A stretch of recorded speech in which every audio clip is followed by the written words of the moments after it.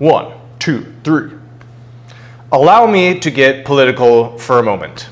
Given that this is literally a politics YouTube channel, I think you'll forgive me.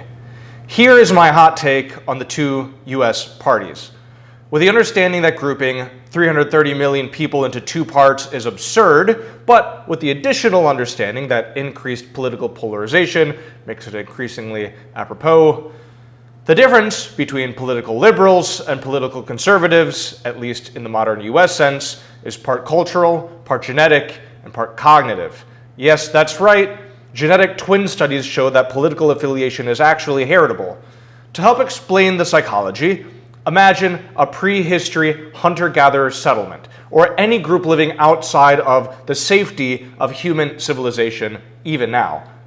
Outside the walls of your log cabin, outside the circle of firelight at night, outside of your familiar territory, there are both dangers and opportunities. The dangers will kill you. The opportunities can keep you alive. If you venture out into the unexplored woods, for example, you may find a patch of berries, a new water source, or some animals to hunt. Alternately, a bear might eat you. A liberal tries to go out and find the berries or find the bunnies. A conservative does not wander far for fear of the bear. Who is right is a question of chance and a question of evolution. Which one actually survives? Or, as another example, if you let a stranger into your village, they could bring valuable information, valuable genes, or help you to forge alliances with neighboring tribes. Or they could bring disease and kill everyone you love. A liberal will try to make friends, while a conservative tries to keep the village disease-free. Again, who is right here is just whoever ends up surviving. Liberals seek opportunity through change. Conservatives want a safe status quo to keep working. Groups would do well to have a mixture of both, and culture formed through the group's experiences will also inform actual actions on the ground. This helps to explain in some part the behavior of Democrats and Republicans, which is distinct from, but in some ways overlapping with, liberals and conservatives in this sense. There are, however, other policies that defy this mold. Why, for example, do Republicans support big business? Why do Democrats support war? In truth, both support both. The answer may be better explained by the will to power and his daughter, the lust of money, rather than by crude psychology. Back in the village, someone entranced by power might be willing to do whatever it takes, liberal or conservative, to gain rank.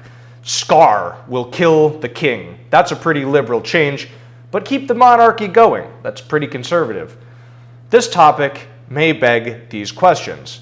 And while we're out of the blown-up scope of great power competition and the murky definitions of West Asia, we are about to enter an entirely new house of smoke and mirrors. Now, let us begin Right-to-Work Laws.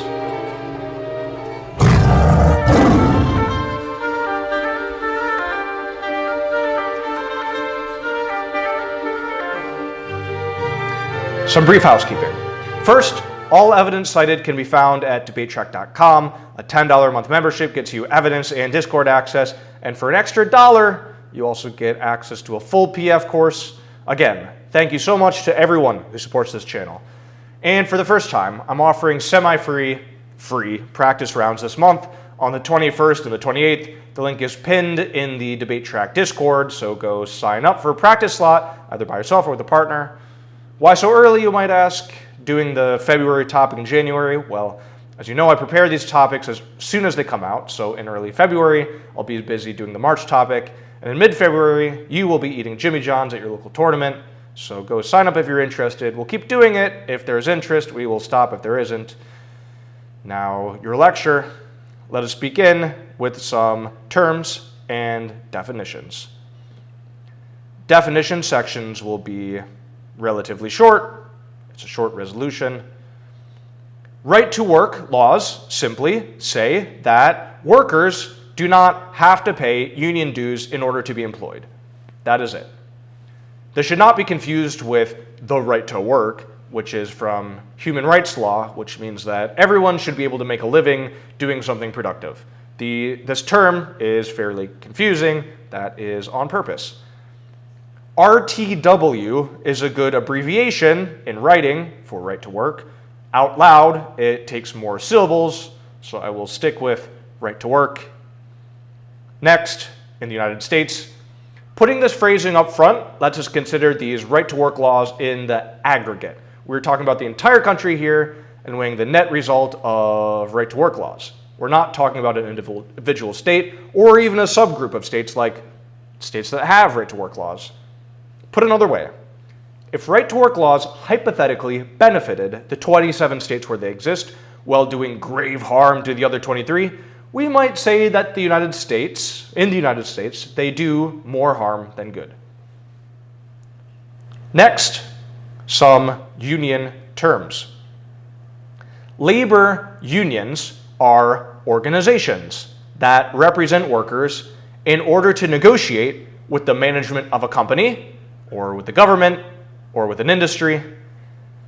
Unions fight for rights like higher wages, safer working conditions, and job security. This approach is called collective bargaining, banding together with your coworkers in a union to demand better treatment. In order to represent workers, unions collect dues from members, and in non-right-to-work states, from non-members as well. These dues are roughly $50 to $60 a month. That's from Workplace Explained to the Evidence, which is anywhere from 1 to 3 hours of worker time each month, about $50 to $60 per month. The main tool that unions use to threaten and to negotiate with the management or with government or with the industry are with strikes, which is where workers stop working, thus bringing business operations and money-making to a halt. During a strike, workers may also picket, which is protesting or marching to bring attention to unfair working conditions.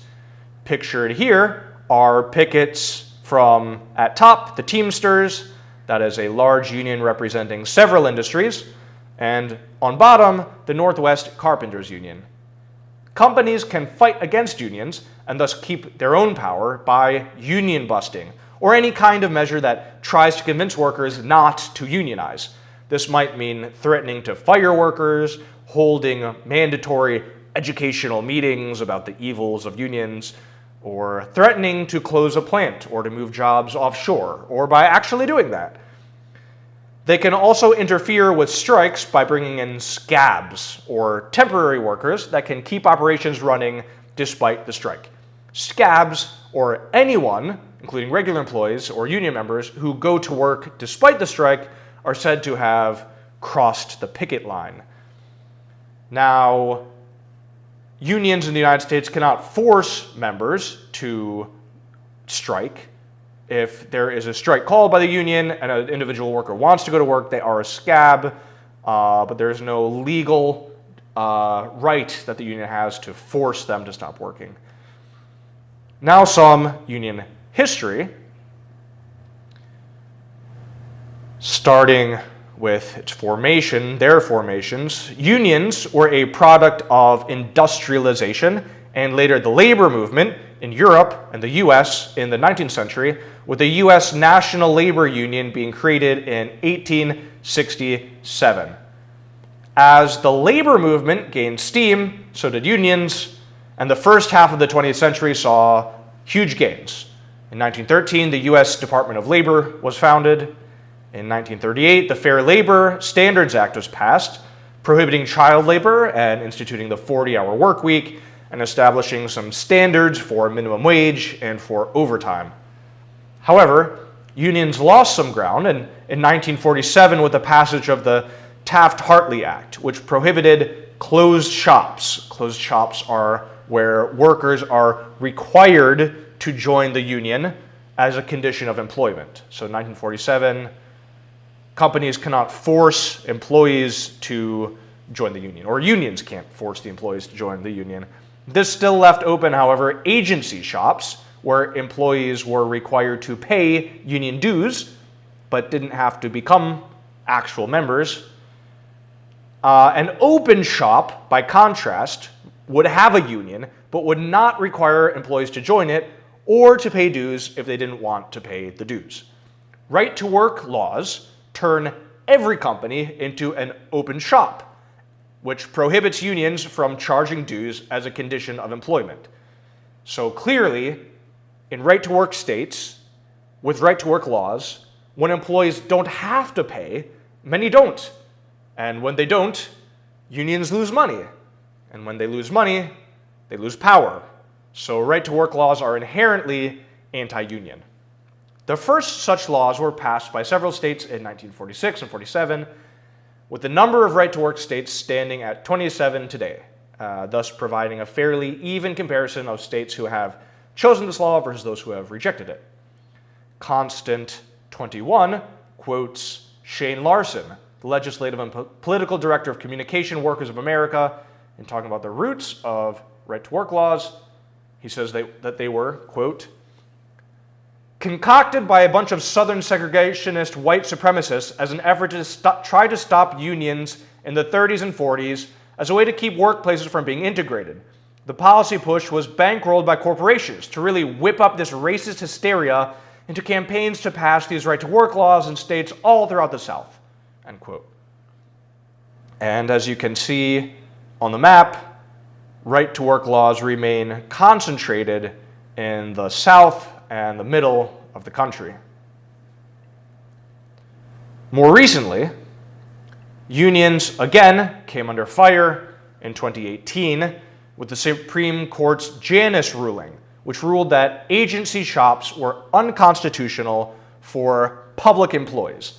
In this case, Mark Janus, a child support specialist working for the state of Illinois, but also for city maintenance workers, firefighters, and anyone working for a state or local government. Despite this, there has been a renewal of interest in unions in the private sector in 2022, with new unions starting at Amazon, Starbucks, Trader Joe's, Apple, Microsoft, and with gig workers organizing for better pay and conditions. In fact, union election petitions went up 50% in 2022. That's to SAW 22. Of course, the interest is only interest, and each of these companies has engaged in bad faith bargaining or outright union busting, including hiring specialized law firms and consultants to keep their companies union free. What's it like now? In the status quo, unions exist in many industries. Members are not just greasy men with goatees and hard hats, although, to be fair, a lot of them are. Bivens et al. 17, quote, the typical union member is often thought to be a worker on a manufacturing line in the Midwest. Manufacturing does have a strong union tradition, but people join unions in many industries and occupations. Union members include dental hygienists in Wisconsin, graduate students in Massachusetts, firefighters in Illinois, television writers and scientists in California, security guards in Washington, D.C., digital journalists in New York, and Major League Baseball players in Georgia and other states, end quote. The U.S. currently has 14 million union members, down from a peak of 21 million in 1970. This represents about 10% of eligible workers, fairly low, as union membership rates range up to 91% in Iceland, with high membership being seen in more socialist countries. Note that some countries like France have low formal union membership, but high rates of collective bargaining and labor movements outside of unions. We won't do a country comparison, as it would blow this lecture up way too much, but trust that there is much to say on unions around the world. Things may seem relatively straightforward now. They may not, but they are about to get murky. So first, here is a scaffolding or skeleton that I want to give you right up front to help you make some sense of the rest of this lecture.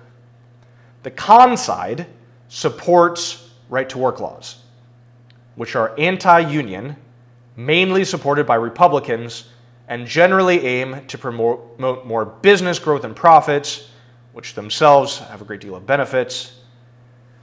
The pro side opposes right-to-work laws. Pro is pro-union, mainly supported by Democrats, and aims to get higher wages and benefits for workers rather than businesses. Of course, either side might claim to be pro-worker, pro-society, or pro-America. That will be up to you and your opponents and the judge to decide.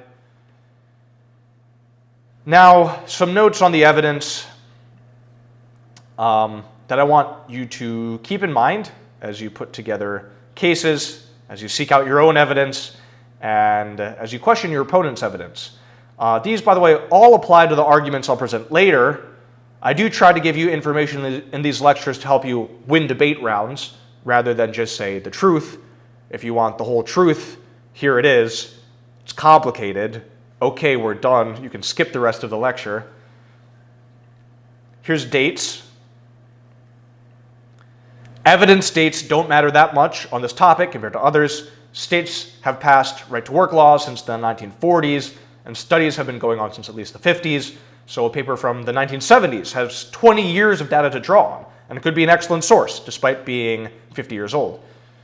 As per custom, though, I've mostly kept cards in the debate track brief to the last few years. That doesn't mean you need to, though. Cards from the aughts or even 90s may work fine, although to be fair, you don't really want to give your opponents unnecessary vectors for attack, talking about how your evidence is old. That said, it would be kind of hilarious to bring in some cards from the 50s. Next, context. Right-to-work laws work in different ways in different states. If such a law passes in a state with little union activity, the law will have little effect, it won't change much. But if the state has large union density, it will likely have large impacts. This is Van Heuvelin, 22. Quote, seemingly identical right-to-work laws can have vastly different outcomes depending on the state of labor unions in the local context. End quote. Given these differences between different states, talking about averages might be rather meaningless. If 10 states were unaffected and 5 states affected positively, the average result is positive, but that doesn't mean the law is good for most states or even for the country. Allegretto and Lafer, 11, talk about a report from the Indiana Chamber of Commerce that, quote, states that on average, growth in real per capita incomes in right-to-work states is substantially higher than both the national average and non-right-to-work states. This statement is statistically true, but only in the same way that it's true that if Bill Gates walks into a bar, everyone in the bar is suddenly on average a multimillionaire. The problem with averages presented in the absence of standard deviations is that they create the misleading impression that the average is more or less representative of everyone in the group. End quote. Correlations. Let me show you a few maps. Tell me if there are anything that you see in common. Here is teen pregnancy, peanut-producing states, obesity, infant mortality, waffle houses, religiosity, workers at or below minimum wage, poverty, right-to-work laws. If you felt like there was a lot of overlap, do you think the things are related? Do you think it's directly related or indirectly related to each other? Do peanuts cause poverty? Do waffle houses lead to teen pregnancy? Or are things perhaps connected in more complicated ways? This is all to say that if states with right-to-work laws are better or worse than others, is that because of right-to-work laws? Or is there something else at play? There are, of course, ways to control for other effects, and there's great statistical work that does that, but there's plenty of other sources that may be considered propaganda. Again, we're going to cite many of these that use the raw numbers to make a point when there may in fact be no point, like peanuts leading to poverty. Politicization, I said it right. Lastly and relatedly, this topic is extremely politicized. There are, in fact, large efforts to make right-to-work the law of the land, like the National Right-to-Work Act, or to end it altogether, like the Employee Rights Act of 2022. Cohen 22 says that the evidence on right-to-work is difficult to trust, differing dramatically based on the political leanings of the author or researcher. There's large union money at play to prevent right-to-work, but much larger corporate and political money to push right-to-work to more states. D. Smog, no date, talks about one of the major backers, quote, Americans for Prosperity has been accused by critics of using the guise of nonprofit status to work behind a screen of anonymity on behalf of the Koch's corporate and political interests. Koch's, K-O-C-H-S. The Koch brothers, end quote. The Koch brothers, or after David's death in 2019, the Koch brother, are oil industry billionaires, with Koch Industries being the second largest private corporation in America. They created the Cato Institute, have built a network of political donors, and are largely opposed to anything that would hurt their bottom line, like clean energy, climate legislation, and you guessed it, right to work. By the way, they advocate for some good things as well, but that's their main thing, pro-business legislation. They have a lot of money to do it too. Given the enormous amount of money at play, the fact that a lot of it is hidden shadow money, it may be worth brushing up on your Chomskyan media theory. I will link a brief primer below. It is great. Please watch it. Then, if it suits your fancy, keep digging. One of several ripe areas for critiques in this topic. Now that you know there is nothing you can trust, including, in fact, much of the following lecture, let's get to some arguments. Let's start with what we all truly believe. The right-to-work laws are good because they help workers, people over profits. Right-to-work laws are anti-union and anti-worker. The name itself is meant to be deceptive, as is the corporate shadow money and pro-business Republican lawmakers who push for greater rights to be taken away from workers across America. The results of such laws speak for themselves: lower wages, worse working conditions, worse health outcomes, and greater inequality. A higher stock price is not worth the lives of American workers. The first argument is a philosophical one. Unions work to represent workers, all workers in a given company or industry. Unions effectively gain better hours and working conditions, better pay, and greater job security for these workers, whether they pay union dues or not. How is it fair, then, to the union and to its dues-paying members for workers to gain all these benefits without paying their fair share? In terms of cost, we know that union dues float around the $50 to $60 range, but as we'll see later, workers in right-to-work states make $7,500 less than in free collective bargaining states. So the argument that paying dues is unfair to workers is nothing short of pro-corporate propaganda. Unions are good for workers. Right-to-work laws are bad. The main group of arguments posits that unions are good for workers, and because right-to-work laws decrease union membership, money, and power, right-to-work laws are bad. I won't touch on every benefit or every group of workers, but unions are especially important for new immigrant workers, for part-time workers, workers in new industries, and really any disenfranchised worker. The less power they have, the more they can benefit from union representation. First, right-to-work laws decrease union membership. Vijay Gondhalekar is a professor of finance, and Laura Kessler is a professor of accounting at my alma mater, GVSU. They wrote up a truly excellent meta-review of the right-to-work literature in 2021 that we will be referring to often in this lecture. The first point here is the link into all pro-union benefits. Right-to-work laws do, in fact, decrease union membership. Here's a quote from these two authors. Quote, "There's a substantial body of research that explores the relationship between right-to-work laws and unionization, i.e. union membership. The evidence is very clear. Right-to-work laws have a negative impact on union membership." Now they cite many people: Moore Newman, 85, Moore, 98, Aaron, 09, Aaron Osbelik, 16, and Bonalou, 19, among others. The long-term impact on unionization is negative as well, indicating that the decline in unionization is not temporary, end quote. Robert Combs, a Bloomberg legal analyst, confirms this finding, a negative effect on union membership, density, and coverage. Using these links, anything good that a union does can be used as a pro-argument. And indeed, unions do a large amount of good. Wages. Most prominently, Shiva et al. 20 finds that right-to-work laws are associated with lower wages for workers, but higher executive compensation and stock dividends.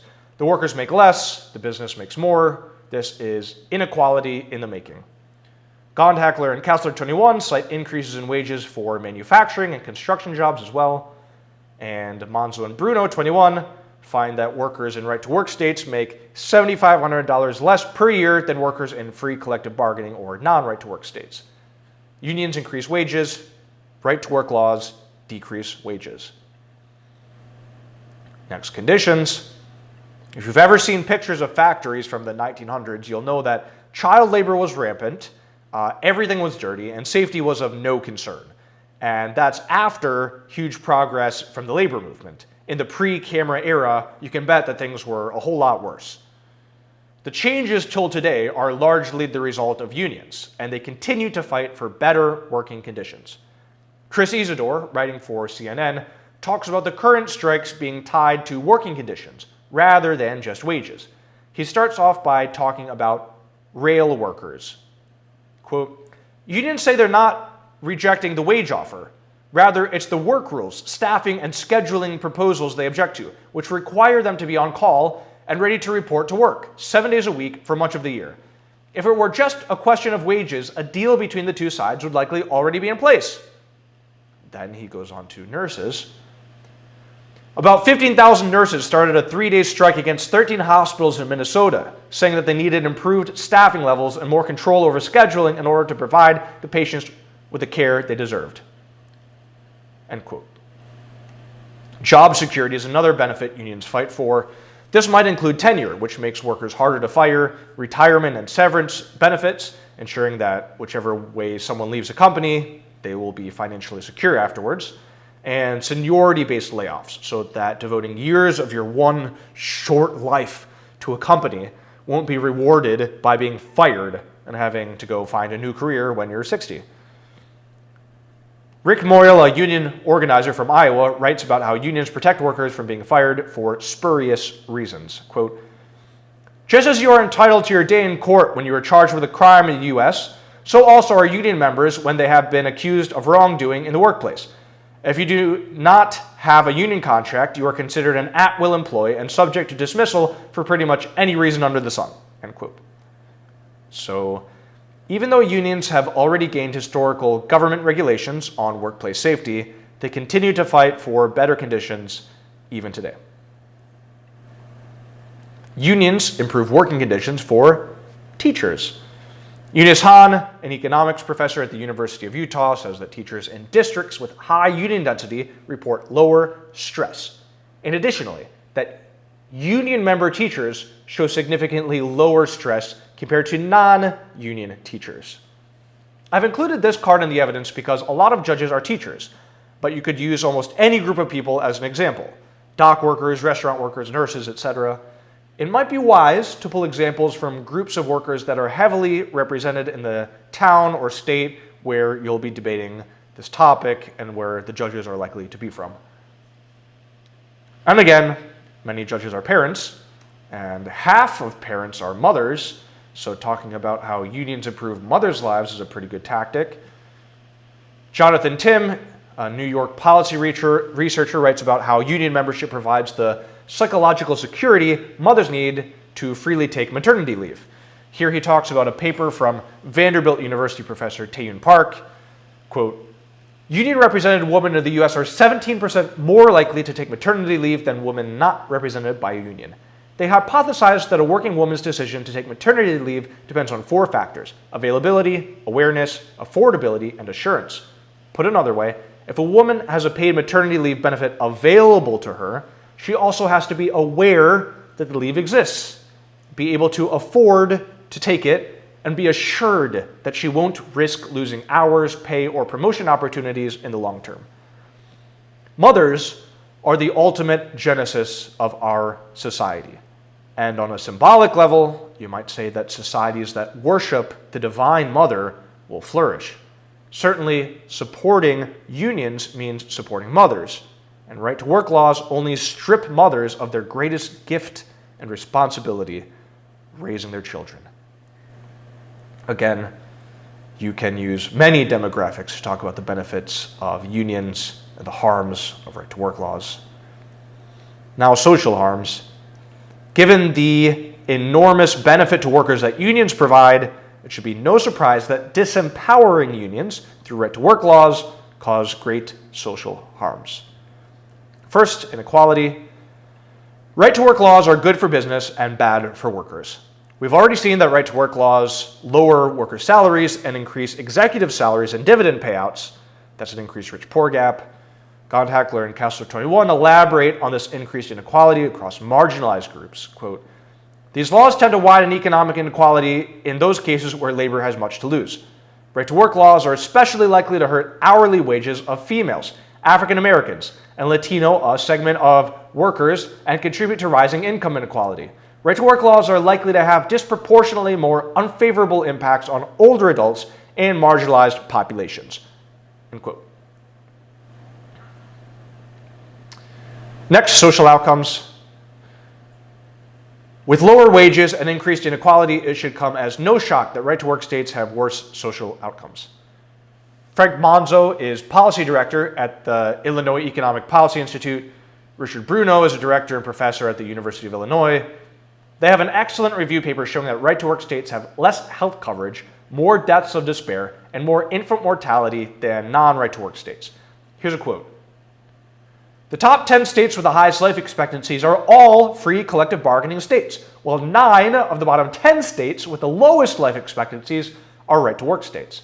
States with collective bargaining freedom laws have more good jobs, with family-supporting incomes and higher retirement coverage, providing greater financial security both during and after residents' working years and reducing financial stressors that can contribute to higher risks of mortality. Higher health insurance coverage in these states may also contribute to higher life expectancy, since having health coverage has been found to increase the odds of having a regular healthcare provider and of receiving preventative care such as diagnostic tests, checkups, and influenza vaccines. To state it in clear English, right-to-work laws kill people, kill American workers, because they're not getting vaccinated, they're not seeing their doctors, and deaths of despair. Is that how you'd want to go out? Despair? And infant mortality. Right-to-work laws are literally killing babies. This is as strong of an argument as I can think of for right-to-work laws causing harm. Imagine your mom names you Hieronymus. Finally, politics. Much like with the structure of our unions argument, unions are good, right-to-work laws decrease union membership, therefore right-to-work laws are bad. We can have a similar setup for laws about the Democratic Party. So right-to-work laws harm the Democratic Party. If Democrats do something good, then right-to-work laws are bad. Gondhalekar and Kessler 21 say that right-to-work laws are associated with a decline in voter turnout and a decline in support for candidates of the Democratic Party. Stephen Greenhouse, a 30-year labor writer for the New York Times, says, quote, although Republican lawmakers won't admit this, another reason they like right-to-work laws is that these laws help to reduce organized labor's voice in politics, and that in turn hurts Democrats, end quote. So, we know that right-to-work laws hurt Democrats.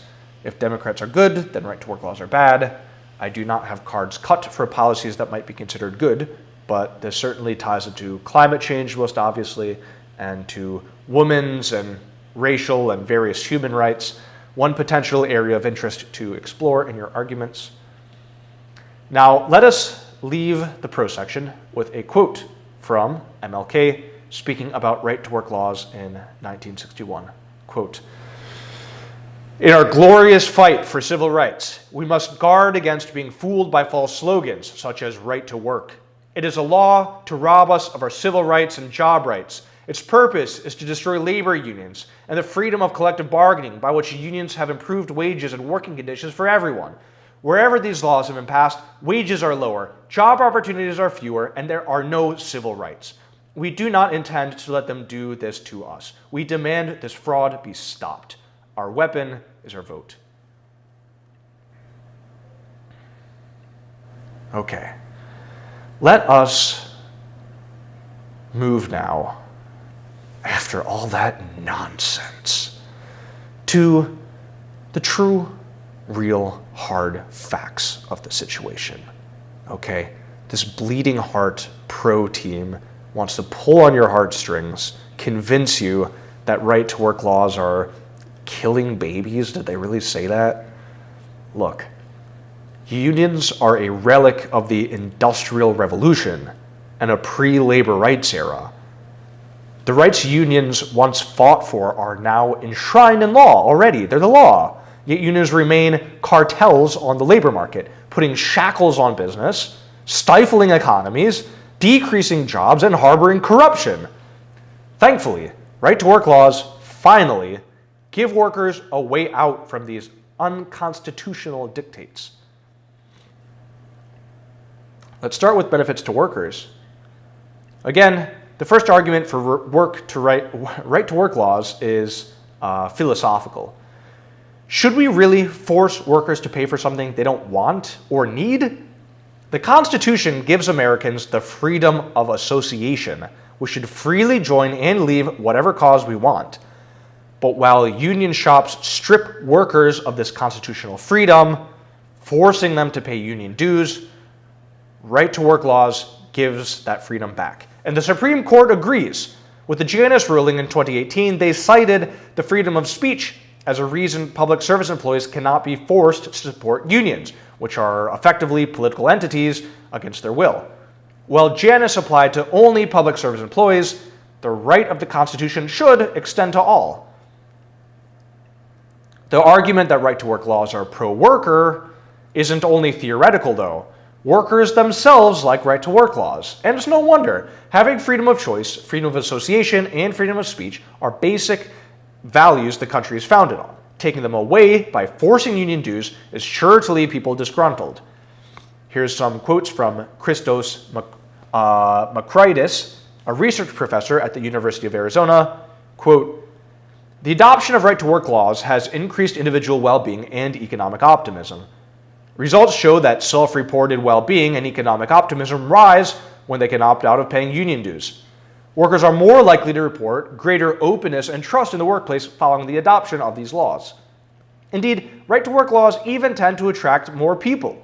Richard Vedder found in a study from 2000 to 2009 that over 5 million Americans moved into right-to-work states from non-right-to-work states. Let's look at a couple of the big practical reasons for this worker satisfaction and migration. Jobs. Right-to-work laws spur job growth. Again, it shouldn't be surprising that pro-business policies create stronger businesses that need to hire more people. It also shouldn't be surprising that employed people are more satisfied than the unemployed. Here, Jeffrey Eisnock from George Mason University, quote, "It has been widely noted that employment growth in right-to-work states has exceeded employment growth in non-right-to-work states by a large margin. The academic literature also notes that the effects of right-to-work laws are most significant in the heavily unionized industries such as manufacturing and construction. In concrete terms, if non-right-to-work states had had the same unemployment rate as right-to-work states in 2017, approximately 249,000 more people would have been employed." Now, because AF will so likely try to pull on your heartstrings, let me remind you that NED can do entirely the same thing. More working adults means economically secure family, and that includes economically secure kids. Austin and Lilly, 21, find that work-to-right laws are associated with lower childhood poverty, and that poor children in these states, whose parents are in the bottom quartile of wealth, are more likely to reach the top quartile of wealth in adulthood. We see evidence here that right-to-work laws, therefore, act in important ways as a closer of the wealth gap. Now, the real meaty arguments, how right-to-work laws are a boon to business. These benefits, by the way, they all stem from the disruptions that unions place in the free market system, monopolizing and choking off the labor supply. Right-to-work laws help to mitigate some of this harm. Let's put the bottom line right up front. Businesses in right-to-work states simply make more money than those in non-right-to-work states. Again, Gondhalekar and Kessler, 21, quote, "Firms in right-to-work states invest more and have better operating profitability relative to their counterparts in non-right-to-work states. Right-to-work laws are favorably associated with financial riskiness of firms and their profitability." end quote. And where does all this extra money come from? From innovation. Companies freed of the time and money resources of wrestling with the unions are able to devote these resources to innovation. Nguyen and Shio 22 talk about these benefits. Quote, state right-to-work laws significantly encourage corporate innovations in terms of patent grant and citation count. Firms intensify research and development expenditures and likely, due to their improved innovations, enhance their competitiveness in product markets, end quote. I should highlight here that if you impact out an innovation argument, you can link into green tech, health tech, global competitiveness, and a host of other juicy impacts. Migration. You might think, if right-to-work laws are really so good for business, wouldn't businesses be inclined to move to those states? And while there are many factors that determine where a business would open, you would, at least in part, be right. Eisenach 18, quote, the economic literature suggests that businesses are more inclined to open plants in right-to-work states than in non-right-to-work states. There is our slide. Ultimately resulting in increased employment, end quote. So, much like workers migrate to greener pastures, so do businesses. Right-to-work laws seem to have an outsized impact on manufacturing operations, much like innovation. This is a key to American competitiveness that could link into a very nice let's beat China before they take over the world argument. Lefebvre and Nesbitt 22 talk about this job increase, saying that right-to-work laws have, quote, are a powerful economic development tool. Our study found mostly positive impacts for states with such protections and an unambiguously negative impact on the Buckeye state, which lacks a right-to-work law, end quote. If you question the importance of manufacturing, other countries do it just fine. Why do we need to? Let them do it. Here's some manufacturing impacts from McKinsey and Company 22. Quote, analysis by the McKinsey Global Institute suggests that restoring growth and competitiveness in key manufacturing industries could boost U.S. GDP by more than 15% over the rest of the current decade. Strengthening the sector could also address the supply chain issues that have been wreaking economic havoc over recent years, easing disruption caused by the pandemic while improving global competitiveness in the mid to long term. Many government officials are also acutely aware that the decline in the U.S. manufacturing industry has contributed to rising inequality and hurt the country's global competitiveness, end quote. So, we see that right-to-work laws that take away power from unions, are good. They're good for workers, they're good for businesses, and they're good for society. Although they served a place in the 1950s for coal miners working 16-hour shifts, they no longer have a place in our modern world. We have already discussed some philosophical reasons for why workers shouldn't be forced to support unions, but there are larger philosophies, those of economics, we should address as well. The free market is the bedrock of capitalism and a core liberal value. That's liberal with a capital L. It's a necessary component of the massive global increase in wealth in the last several hundred years. Unions interfere with the free market, and right-to-work laws are the only thing fighting back. James Shirk, writing in the Heritage Foundation, talks about the United Auto Workers and how they drastically inflated workers' wages and how that has led to harm for the rest of society.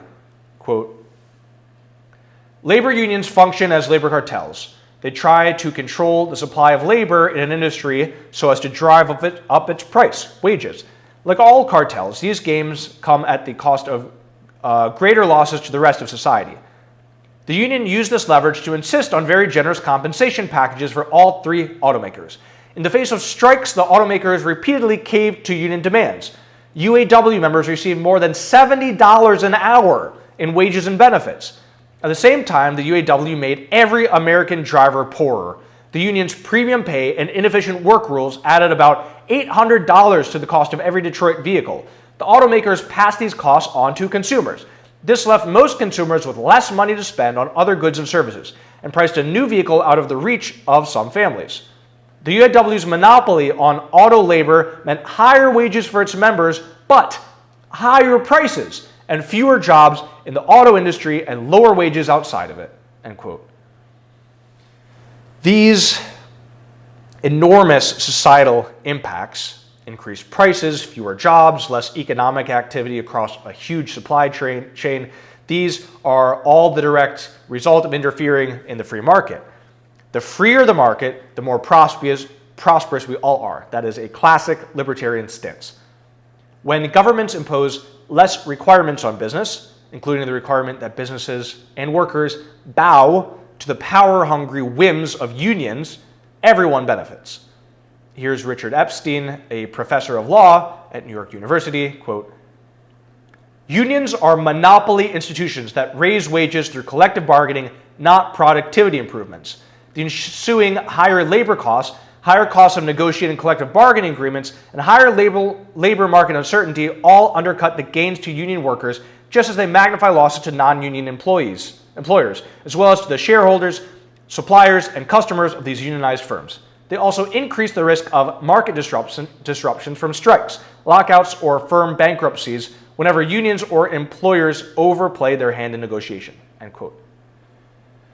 The free market is the greatest economic tool mankind has discovered. Right-to-work laws truly help us to better use this tool to its full potential. Let's touch on just a couple more of the issues with unions. As always, this list could go on forever, but I will only go into a couple things here and leave the rest up to you if you're interested in an anti-union contention or case. First, stock prices. When companies are able to operate constitutionally on the free market, stock prices rise dramatically. Or put another way, when unions take over, stock prices fall dramatically. From Bruner 22, a 2009 Enber working paper suggested that the average effect of a union win at a workplace is to decrease the market value of the affected business by at least $40,500 per worker eligible to vote. Calculations of the effects of union victory suggest that it produces large negative returns of 10 to 14%, end quote. That is a massive disruption, and it speaks to the chaos that union activity can have in American businesses. Next, independent contractors. The gig economy has exploded along with the internet. Fiverr, eBay, Uber, Airbnb, debate lectures on YouTube, all of these democratize the money-making process and give power to the people. It also takes power from unions. If you're working for yourself, you don't need to pay dues. Sherman 20 talks about union efforts to eliminate independent contractors and ensure that we all fall under the union's umbrella. Quote, "Legislation like California's AB 5 and the national HR 2474, a range of measures that, in the name of addressing misclassification of workers, could virtually eliminate all independent contracting work. That has already affected small businesses that are an important tool in addressing income inequality. Many of the bills or laws try to effectively eliminate the existence of independent contractors and presumably someone who might be persuaded to join a union," end quote.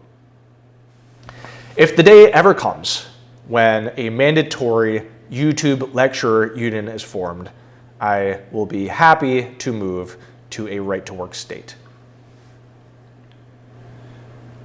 Last, police unions. Unions are able to exercise great power over the workers whose lives they control and over companies whose profits and even existences they control. In principle, unions don't have to be dark and insidious, but in practice, well, power corrupts and complete power corrupts completely. Here is Stephen Greenhouse again, this time on police unions. Quote, "A 2019 University of Chicago study found that extending collective bargaining rights to Florida sheriff's deputies led to a 40% statewide increase in cases of violent misconduct. In a forthcoming study, Rob Gislow, a professor and researcher, concluded that from the 1950s to the 1980s, the ability of police to collectively bargain led to a substantial increase in police killings of civilians with a greater impact on people of color," end quote. Again, this is on police unions and how they hide corruption. Being public-facing, the police receive huge scrutiny, but the same argument could certainly be made for many powerful labor unions. What are the shady activities, graft, corruption, and the like of other major unions? In fact, in popular culture, unions, and especially East Coast unions, are deeply linked to crime and mob families. Go watch The Irishman, a short 3-hour film, for a taste of what I'm talking about. But media does reflect a reality, and any anti-union case that harped on the crime-ridden underbelly tied to unions would certainly make for some spicy debate rounds. All right. That has been Right-to-Work Laws. That has been Right-to-Work Laws. I am Joel. This is Debate Track. You are beautiful. Leave a comment if you appreciate this. I don't care about the algorithm per se, but I do care about other people's approval. I should probably go see a therapist about that, but then these lectures would stop, so a comment a day keeps the therapist away. Have fun with this topic. Remember to always be kind, and I will see you back here in a month.